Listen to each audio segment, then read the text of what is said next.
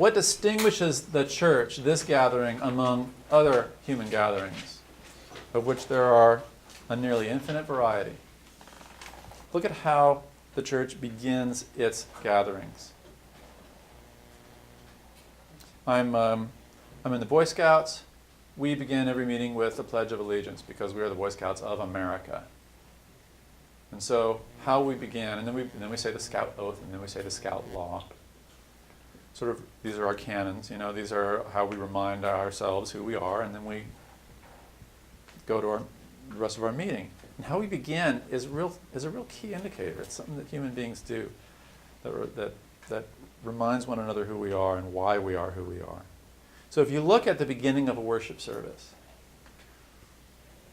if you look at the overarching focus of the worship service, you can see what distinguishes the church among other groups, what gathers the church.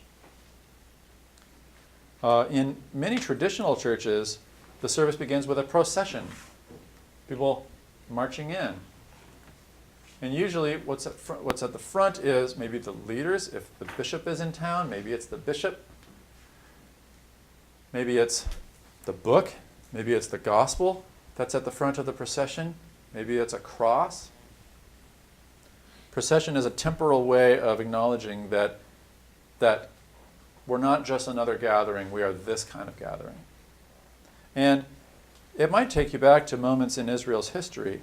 When it was wandering through the wilderness, it was behind the pillar of fire and the pillar of smoke. It was behind the Ark of the Covenant. Because the covenant gathered Israel. The covenant made Israel what it is. Its arrangement with God, not its genes.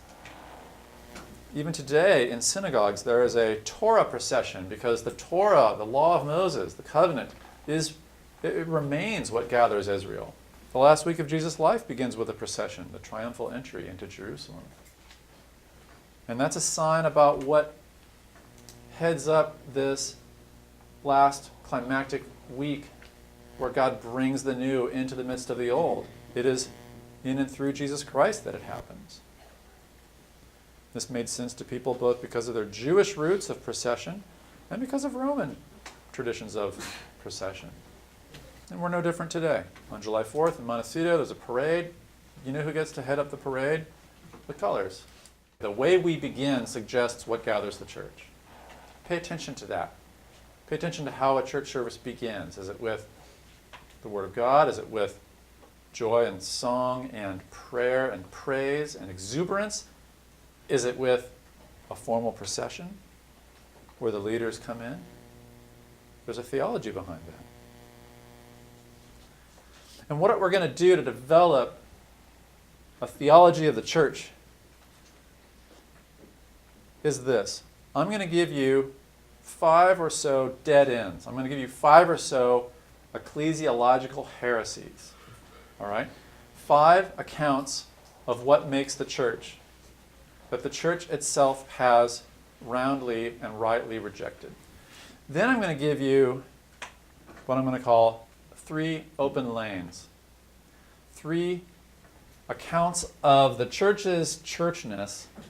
3 accounts of what gathers the church that, although parts of the church have rejected one another's accounts, I'm not going to teach you that one or another is correct.